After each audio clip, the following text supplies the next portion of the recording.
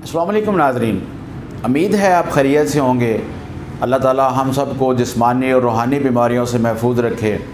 नाज़रीन, मेरे इस चैनल को सब्सक्राइब कर लें और बेल आइकन का बटन दबा लें ताकि मेरा और आपका राब्ता जो है वो बहाल रहे।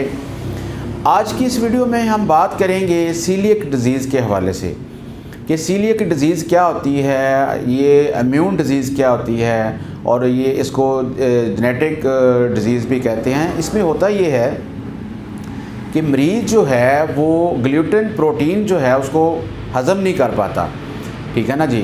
जैसे आम तौर पे कहा जाता है जी इस बंदे को गंदम हज़म नहीं होती, डॉक्टर उसको मना कर देते हैं कि जी आपने गंदम के आटे वाली कोई चीज़ नहीं खानी, मैदे वाली कोई चीज़ नहीं खानी, और ना ही वो चीज़ मरीज़ को हज़म होती है।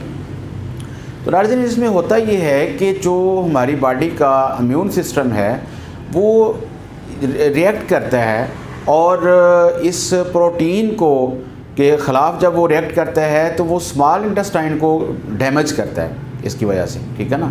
यानी हमारा जो इम्यून सिस्टम है वो हमारी अपनी बॉडी के ख़िलाफ़ जो है वो रिएक्ट करके और उसको डैमेज कर रहा होता है। तो इसमें आम तौर पर ये मर्ज़ जो है ये जैसे मैंने पहले कहा कि ये जेनेटिक प्रॉब्लम है और इम्यून सिस्टम का ये मर्ज़ है। और इसमें ये होता है कि कुछ लोगों का पेट डिस्टर्ब हो जाता है, उनको मोशन लग जाते हैं, उनको बदहज़मी की शिकायत हो जाती है। तो इसकी अलामत जो हैं वो मुख्तलिफ़ लोगों में मुख्तलिफ़ तरह से ज़ाहिर होती हैं। यानी कुछ लोगों का पेट डिस्टर्ब होता है, कुछ लोगों का जो मिजाज जो है वो चेंज हो जाता है, ख़ास तौर पे बच्चों के अंदर उनमें चिड़चिड़ापन आ जाता है और उनमें इस तरह की जो प्रॉब्लम होती है। तो ये ग्लूटेन प्रोटीन जो है ये ज़्यादातर गंदम के अंदर और जौ के अंदर और इस तरह की चीज़ों के में पाया जाता है। तो ऐसा मरीज़ जिसको ये प्रॉब्लम हो, सीलिएक प्रॉब्लम हो, वो ये सारी चीज़ें नहीं खा सकता। अब हम बात करते हैं इसकी वजूहात की। तो जहाँ तक इसकी वजह का तल्लुक़ है तो अभी तक श्योरली नहीं कहा जा सकता कि ये मर्ज़ क्यों होता है, यानी इसकी जो एक ऑथेंटिक काज है वो मालूम नहीं हो सकी।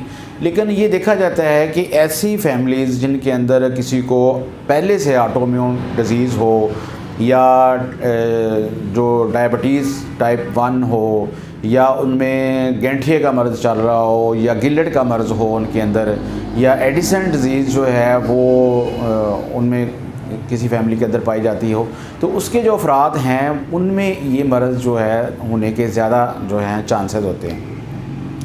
तो अब हम इसकी बात करते हैं कि इसकी अलामत क्या होती हैं। तो इसकी अलामत के अंदर ये होता है कि मरीज़ को जो है वो मोशन लग जाते हैं, उसका निज़ाम जो है हाज़मे का निज़ाम वो ख़राब हो जाता है, उसको गंदम वगैरह या केक, बिस्कुट, कार्बोहाइड्रेट्स या फ़ैट्स वगैरह जो हैं वो उसको हज़म नहीं होती। बाज़ का विटामिन कई ऐसे हैं कि वो भी फिर एलर्जी करते हैं। विटामिन सी मरीज़ को डिस्टर्ब करता है, उससे उसको कुछ अलामत आ जाती हैं। अनीमिया हो जाता है मरीज़ को। ज़ाहिर बात है जब उसको कोई खाने वाली चीज़ में गंदम या इस तरह की चीज़ कोई सूट नहीं करेगी तो उसकी बॉडी के अंदर खून की कमी हो जाती है। मरीज़ हर वक्त थका मांदा रहता है, उसके बाल जो हैं वो गिरना शुरू हो जाते हैं, वेट बहुत ज़्यादा लॉस हो जाता है और इस तरह की इसके अंदर जो हैं वो अलामत पाई जाती हैं। तो अब हम बात करते हैं कि इसका इलाज कैसे किया जाता है। नाज़रीन, मेरी कोशिश ये होती है कि मैं आपको बहुत थोड़े वक्त में और चंद ख़ास मालूमात जो हैं वो आपको पहुंचा दूं, जो बेसिक मालूमात होती हैं किसी डिज़ीज़ के हवाले से। तो अगर हम इसके इलाज के बारे में बात करें तो एलोपैथी में इसका कोई ट्रीटमेंट नहीं है। मरीज़ को ये हिदायत की जाती है कि जी आपने फॉर एवर जो है वो गंदम वाली चीज़ें जो हैं या ग्लूटेन प्रोटीन जो है वो किसी भी शक्ल में हो, चाहे वो कार्बोहाइड्रेट्स की शक्ल में हो, चाहे वो गंदम की शक्ल में हो, चाहे वो जौ की कोई प्रोडक्ट बनी हुई हो, तो ये सारी चीज़ें उसको बंद कर दी जाती हैं कि आपने ये चीज़ें नहीं खानी, ठीक है। और मरीज़ को अपनी डाइट की सिलेक्शन के बारे में बहुत ज़्यादा एहतियात करनी चाहिए, करनी पड़ती है कि वो जब भी कोई चीज़ बाज़ार से ख़रीद के खाए तो उसके ऊपर वो उसके इंग्रेडिएंट्स जो हैं उनको ज़रूर पढ़ ले कि इसमें कौन कौन सी चीज़ है, ताकि उसमें कोई ऐसी चीज़ ना हो जिसके अंदर जो है ये ग्लूटेन प्रोटीन जो है वो मौजूद हो। लेकिन होम्योपैथी में इसका ट्रीटमेंट जो है उसके लिए 130 से ज़्यादा मेडिसिन जो हैं वो इस्तेमाल होती हैं। यहाँ मैं आपको एक बात वाज़े तौर पे समझा देना चाहता हूँ कि जो प्रॉब्लम जो हैं वो एलोपैथी या किसी दूसरे तरीका इलाज में थोड़े मुश्किल हैं, जैसे ऑटोइम्यून डिजीज़ हैं, इम्यून डिजीज़ हैं, जेनेटिक प्रॉब्लम्स हैं, तो उनका इलाज होम्योपैथी में भी ज़रा थोड़ा मुश्किल होता है। ऐसा नहीं है कि मैं आपको ये कहूँ कि जी अगर एलोपैथी में इसका इलाज नहीं है और होम्योपैथी में आप ये 10 दिन में ठीक हो जाएंगे, तो ये पॉसिबल नहीं है। इसका बहुत ही तवज्जो से और बहुत जो महारत से इसका इलाज जो है ना किया जाता है। लेकिन होम्योपैथी आपको ये उम्मीद देती है कि इसमें इंशाल्लाह आप ग्लूटेन प्रोटीन जो है वो उसको टॉलरेट कर लेंगे, आपकी स्मॉल इंटेस्टाइन जो है वो उसको बर्दाश्त कर लेंगी और आपका जो इम्यून सिस्टम है वो इसके ख़िलाफ़ रिएक्ट नहीं करेगा। लेकिन ये सारा प्रोसेस जो है वो ग्रेजुअली यानी होता है और अल्लाह के फजल से इसके बहुत अच्छे जो हैं वो नताइज मिलते हैं। नाज़रीन, जहाँ तक मेडिसिन का तल्लुक़ है, मैंने जिक्र किया है कि 130 से ज़्यादा मेडिसिन जो हैं वो होम्योपैथी में इस मर्ज़ के लिए इस्तेमाल होती हैं।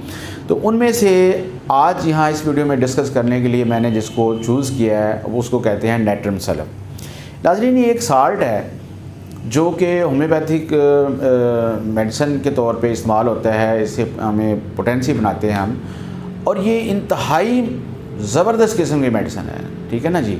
ये बहुत सारे अमराज के लिए इस्तेमाल होती है और ख़ास तौर पे ये डायरिया के लिए इस्तेमाल होती है।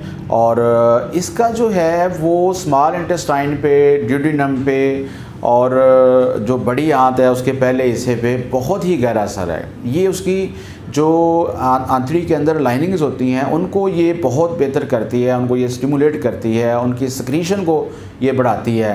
ये अपेंडिक्स ही बड़ी ज़बरदस्त मेडिसिन है जो कि आंतड़ियों पे इस दवा का जो है वो बहुत ही ज़्यादा असर है।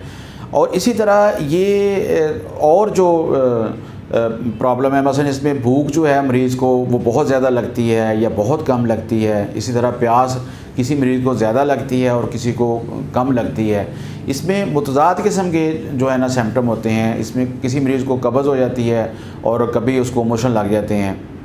तो इस तरह की इसमें ये नमी वाली जगह पे रहने से इसकी अलामत जो हैं वो बहुत ज़्यादा एग्रावेट होती हैं, बढ़ जाती हैं। तो नाज़रीन, और भी इसके सिम्पटम जो हैं वो बहुत ज़्यादा हैं जिनको एक वीडियो के अंदर बयान करना मुश्किल है। इसलिए मैंने उसकी चंद मखसूस और चीदा अलामत जो हैं वो आपके सामने बयान की हैं। नेट्रम सल्फ़ का मरीज़ जो होता है वो उसमें जो ग्लूटेन प्रोटीन है वो बिल्कुल डाइजेस्ट नहीं होता। मसलन वो मैदे वाली चीज़ नहीं खा सकता, कार्बोहाइड्रेट उसको हज़म नहीं होते, फ़ैट उसको हज़म नहीं होती, ठीक है ना जी। और जब भी वो रोटी खाता है तो उसकी प्रॉब्लम जो है वो ज़्यादा हो जाती हैं। तो नाज़रीन, अगर किसी मरीज़ को ये सीलिएक डिज़ीज़ है, उसको ग्लूटेन प्रोटीन से एलर्जी है, उसको वो टॉलरेट नहीं करता, उसको बर्दाश्त नहीं होता, तो अगर वो होम्योपैथिक इलाज करवाए तो उससे बहुत ज़्यादा उसको फ़ायदा हो सकता है। उसकी ये जो प्रॉब्लम है ये फॉरएवर रहने वाला मर्ज़ जो है, इससे उसकी जान छूट सकती है। काफ़ी हद तक ये उसको कम कर दें। देखें, अगर फ़र्ज़ करें कि वो मुकम्मल तौर पे जो है वो ग्लूटेन प्रोटीन को डाइजेस्ट नहीं भी कर पाता, तो इंशाल्लाह काफ़ी % तक जो है वो इसमें उसको बेहतरी आ जाएगी, ठीक है। तो नाज़रीन, अपनी सेहत का ध्यान रखिएगा, ख़ुद इलाजी ना कीजिएगा, हमेशा किसी अच्छे डॉक्टर से अपना ट्रीटमेंट लें, ठीक है जी। और अपनी सेहत का ध्यान रखें, हमें दुआओं में याद रखें।